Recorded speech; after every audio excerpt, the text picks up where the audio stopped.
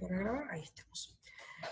Bueno, chicos, mi idea del día de hoy es, de alguna manera, cerrar Grecia. Grecia es un tema muy importante.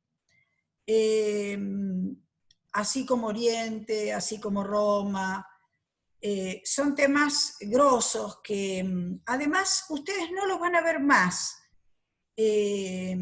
porque generalmente todo lo que es historia o americana o argentina, de algún modo se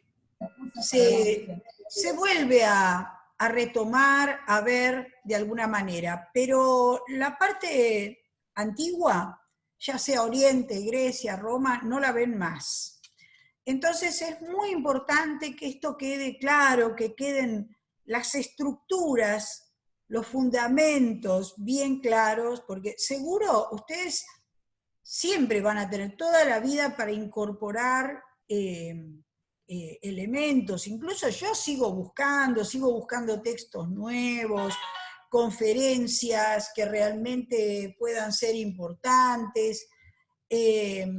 O sea, siempre uno está estudiando y está incorporando, pero ustedes tienen las bases, las tienen que tener bien, bien sólidas. Esto es lo que trato de decir. Por eso quise hoy, antes de que tengan que exponer ustedes, quise cerrar la parte de Grecia, que me parece realmente muy importante. Y entonces, y llegar a la polis. ¿Cómo se construye la polis?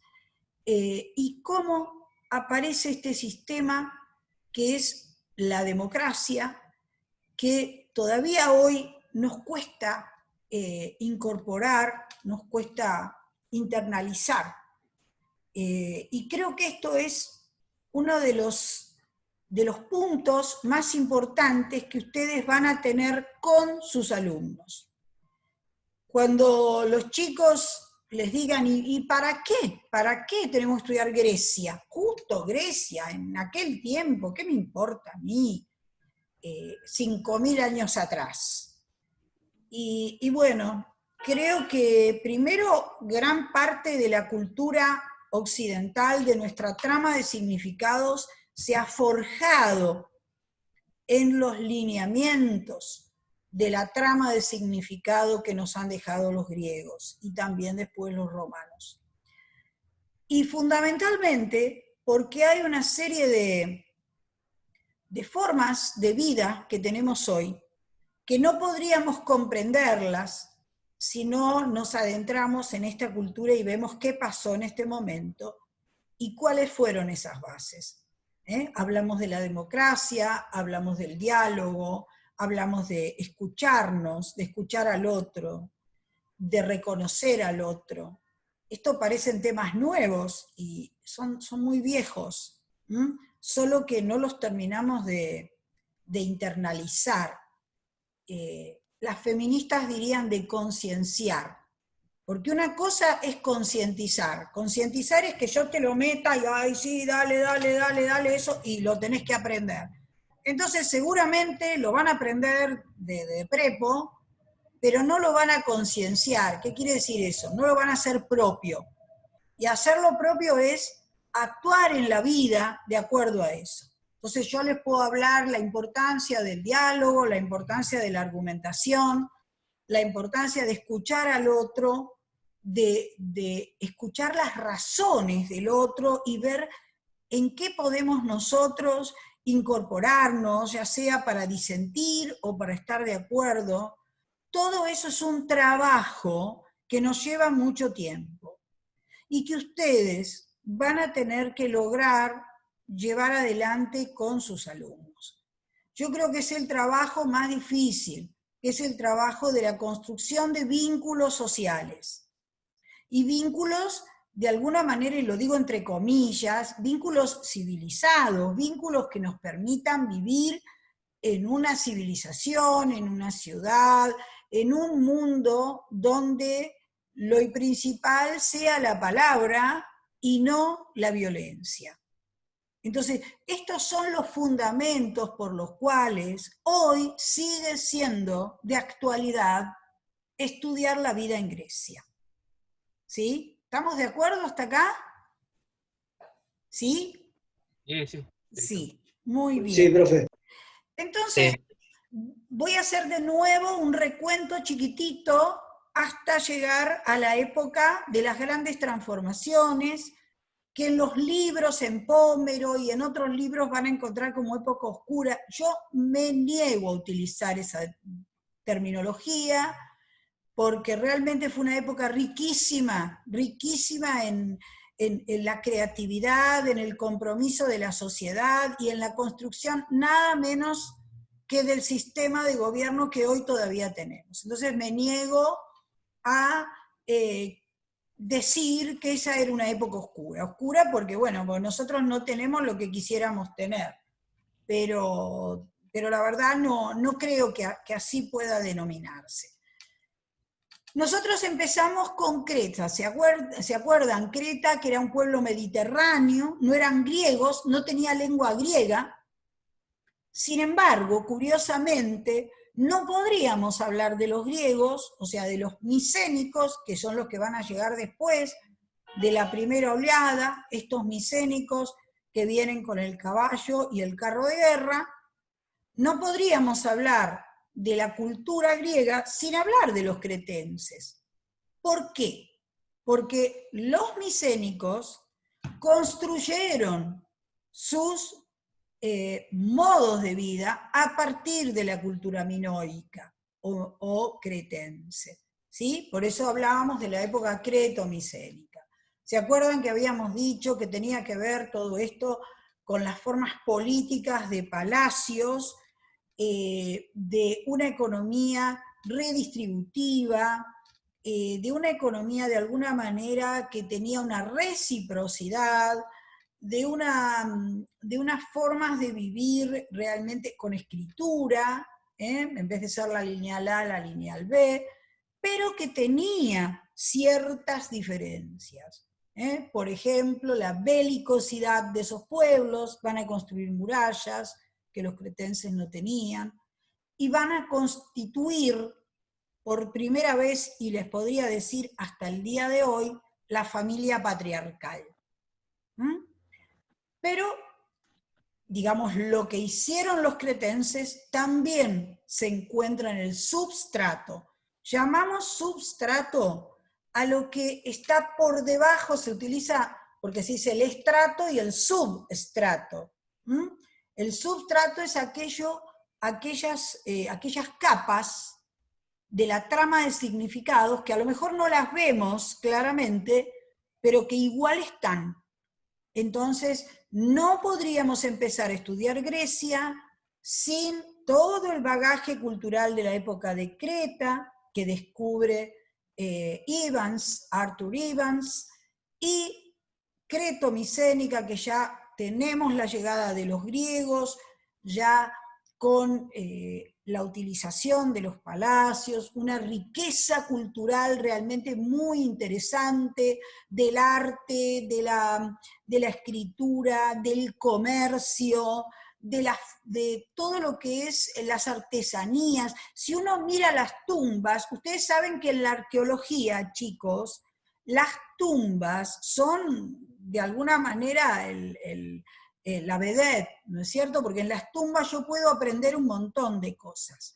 Puedo aprender las clases sociales, las jerarquías, puedo ver cómo se entendía la vida en la muerte. Es decir, los muertos nos dicen mucho de esa vida que han vivido, y de quiénes eran en esa vida. Entonces, si uno mira esos ajuares que tenían las tumbas que se descubrieron, no sabemos si es de Agamenón, de Clitemnestra, de, bueno, infinidad de tumbas que se han desenterrado, podemos ver que gran parte de las joyas, de las artesanías, de las armas que se mostraban, tenían elementos cretenses, o sea que indudablemente los micénicos deben haber tenido muchos artistas y artesanos cretenses que fueron a vivir a los palacios micénicos. O sea que todo eso fue armando lo que nosotros decimos un substrato cultural. hasta que, estamos hablando, para que ustedes se ubiquen en el tiempo, ¿se acuerdan que dijimos empezábamos en el 3000? La época de Creta propiamente dicha va desde el 2100 al 1500, 1450. Era una época en la cual se relacionaba, ¿se acuerdan?, con Egipto, con todo lo que es el corredor sirio-palestino, con Mesopotamia, hasta que llegan estos pueblos indoeuropeos de habla griega, claramente, y se establecen en estas regiones desde el 1450 aproximadamente hasta el 1150. ¿Qué pasó digamos, entre el 1250, que se considera la guerra de Troya, y este 1150 que llegan los llamados pueblos del norte y del mar? Perdón, no sé si voy muy rápido o me siguen. ¿Está bien? Sí, está bien. Sí, está bien, profe. ¿Sí? Sí. Bueno, porque si me desquicio un poco me avisan, ¿eh? Me gritan. Entonces, llegamos entonces a esta llegada de los pueblos del norte y del mar, indoeuropeos de la primera oleada, de la segunda, perdón. ¿Qué trajeron estos indoeuropeos de la segunda, que les dio el poderío militar? ¿Las armas de qué? Alguien que lo diga. ¿Las armas de qué metal? De hierro. De hierro, exactamente. La edad de hierro.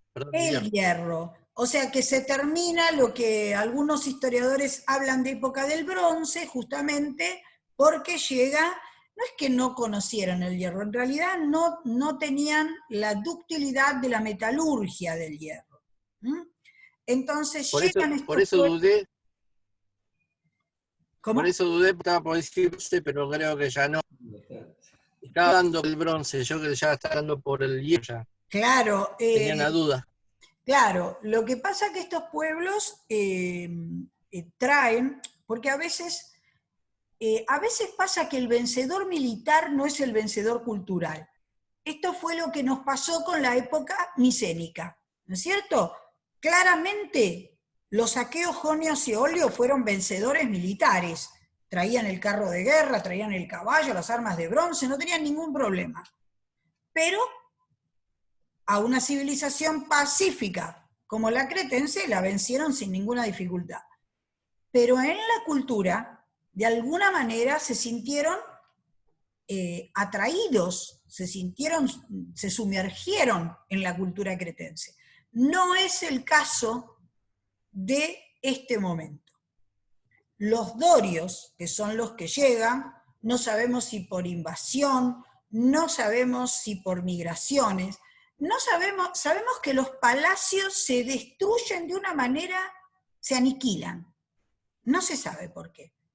Se cree, algunos fueron incendiados, pueden haber habido catástrofes naturales,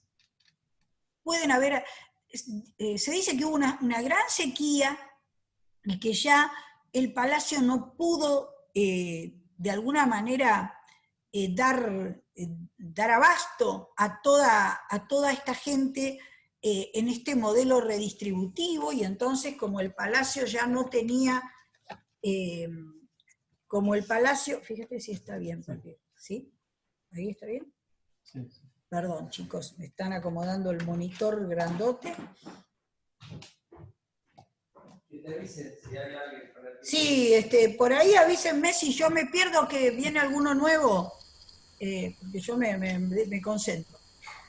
Entonces, les decía que estos pueblos, les decía que probablemente una gran sequía, o guerras, o mismos estos pueblos, porque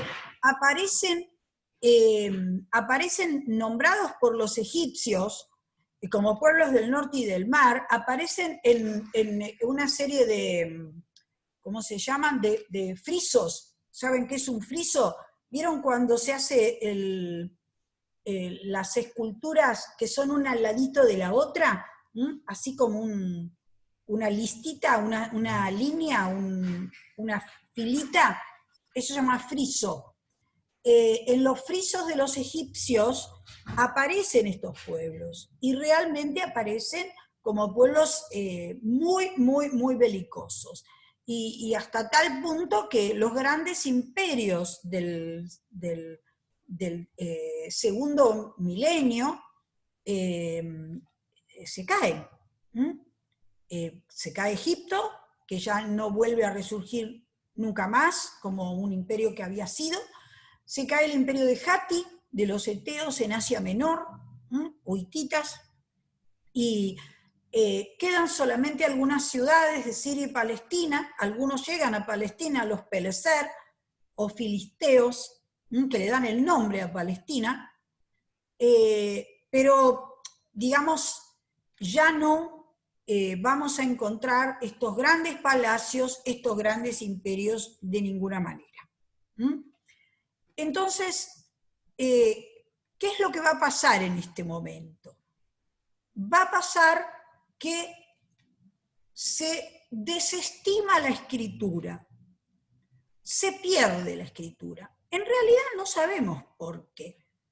Probablemente las razones sean que estos pueblos no la necesitan.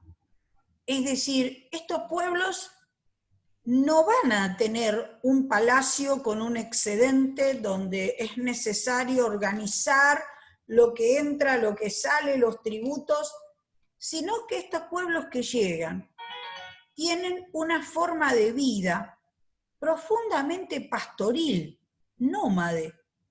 Es como si hubiéramos vuelto al Neolítico.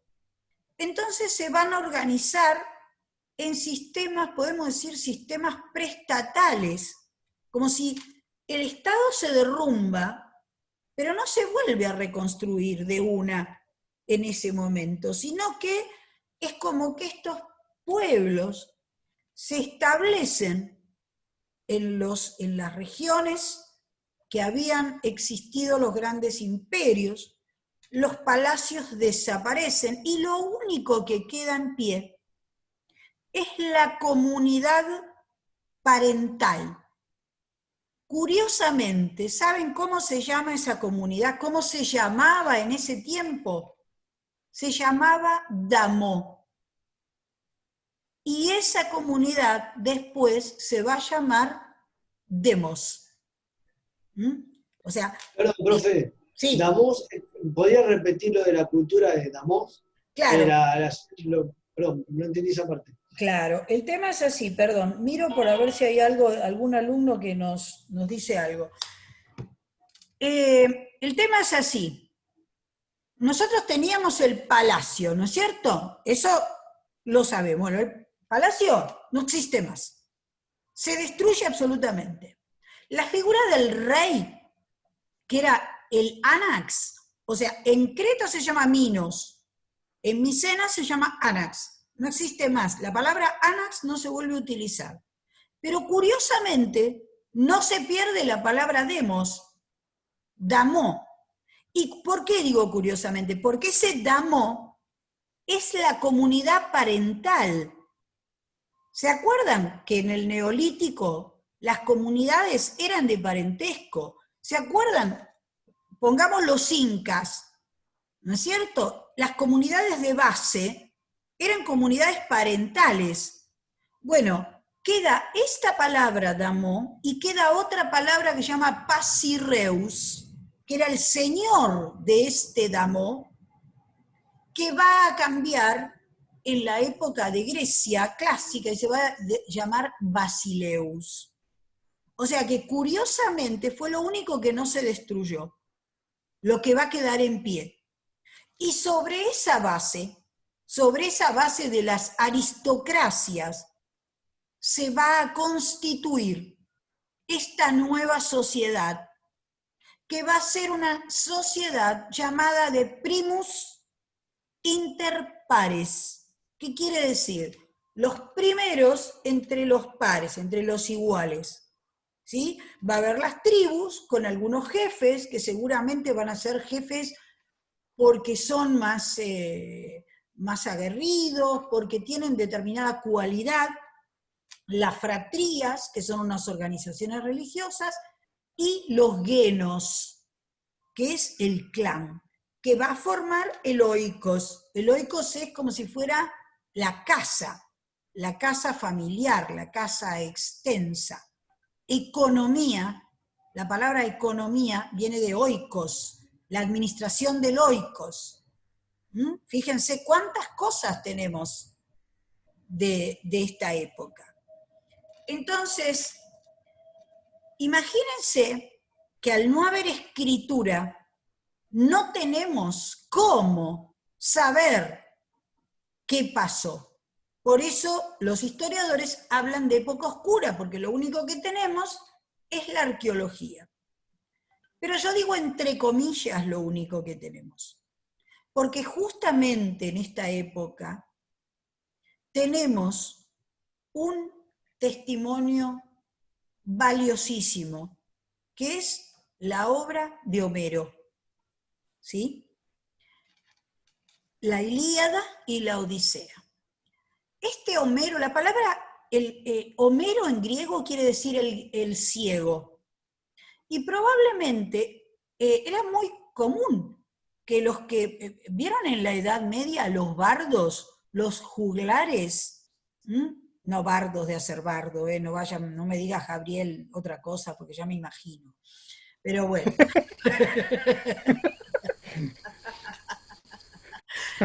No, los bardos son juglares, los que iban de un palacio a otro cantando con las canciones medievales. Bueno, en Grecia, esos juglares se llamaban aedas.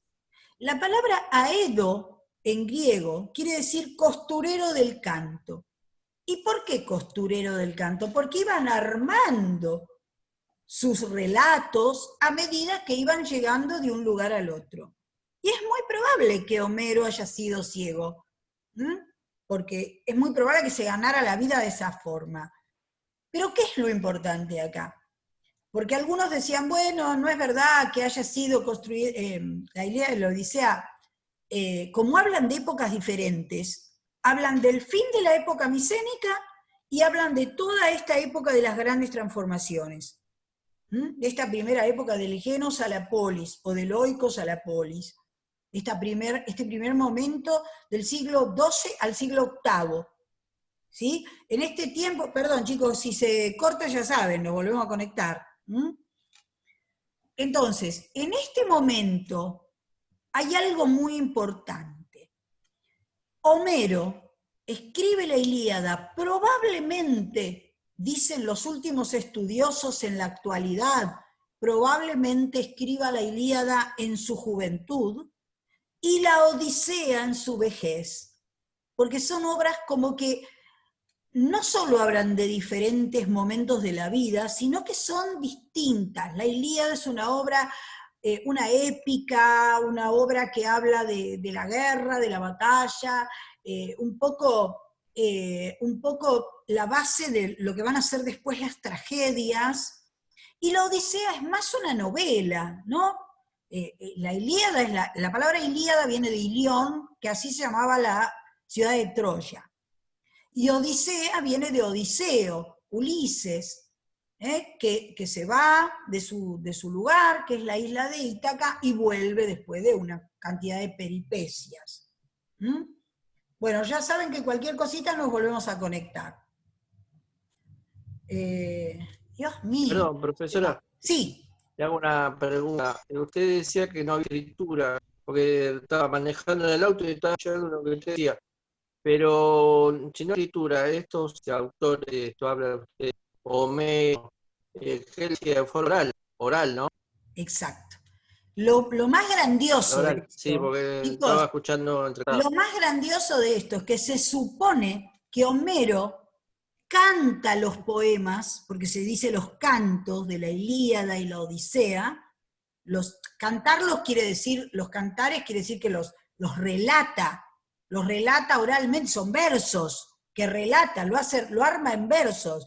Incluso se ve que para no olvidarse, por ejemplo, se decía Zeus, y como a lo mejor se tenían que acordar qué había hecho Zeus como dios, decía, el Dios que amontona las nubes. Entonces el Dios que amontona las nubes le servía para ir pensando qué cosa iban a decir después. ¿Vieron ustedes en los exámenes cuando dicen, bueno, porque en realidad yo, bueno, más o menos así? ¿Mm? Entonces, ¿qué pasó? No entiendo qué pasa, pero bueno.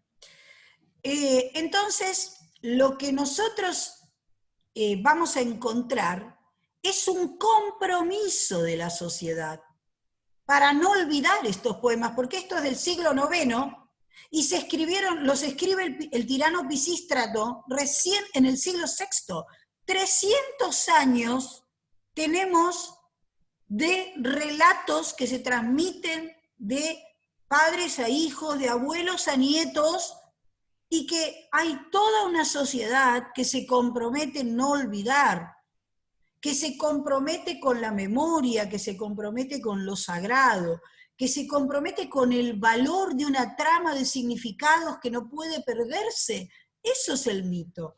Entonces, la verdad... Perdón que la interrumpa, hay un compañero que está queriendo entrar. Darío, para bajar. No sé dónde, por qué. Oh, no sé cómo. La verdad no sé cómo hacer. Decirle que vuelva a entrar de nuevo, a ver si puede, porque no lo tengo ubicado. Sí. Le aviso, que vuelva a entrar. Dale, decile, por favor, a ver si se me pone abajo y... se me fue el asistente, chicos, es así. No se puede emplear a nadie. Entonces, lo que yo les decía es que a mí me parece realmente una barbaridad hablar de época oscura, una época donde realmente hay un pueblo entero que se compromete a no olvidar, ¿no? Y esto me parece que es claramente el valor de toda esta época. No sé si está entrando, chicos, no encuentro acá, la verdad que yo no sé. Entonces, esta situación hace que los poemas, además de ser dos poemas impresionantemente bellos, y hechos con una estética, gracias, hechos con una estética realmente increíble, se conservaron durante 3 siglos, no se perdieron, y nos dejaron testimonio de 2 épocas.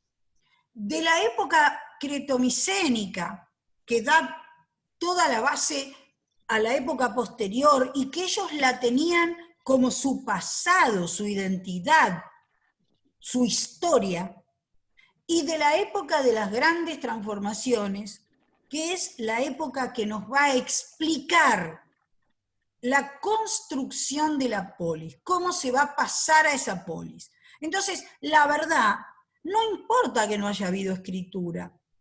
Por supuesto hubiese sido mejor que lo hubiera, pero realmente no podemos minusvalorar estos testimonios. ¿Está claro lo que digo? ¿Hasta acá? ¿Sí? Sí, está. Bien. ¿Cómo era esta época? Estos 4 siglos que van del siglo XII al siglo VIII. Estos siglos son siglos de una sociedad profundamente pastoril, una sociedad muy, cada una, un poco metida dentro de su genos, de su oikos, de sus lugares, pero una sociedad que va a tener una aristocracia. Aristoi quiere decir en griego los mejores.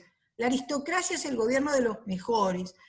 Esta aristocracia, estos basileus, que creen realmente que son descendientes de aquellos cretomicénicos y de aquellos dioses que conservan en su trama, van a empezar a hacer lo que se llama un sistema no redistributivo, pero sí de reciprocidad equilibrada.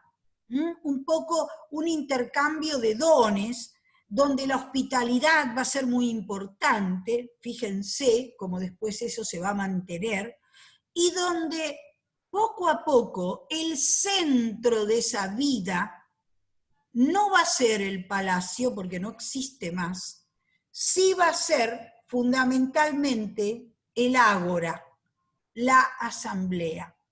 ¿Y por qué nos interesa tanto esto? Porque en la asamblea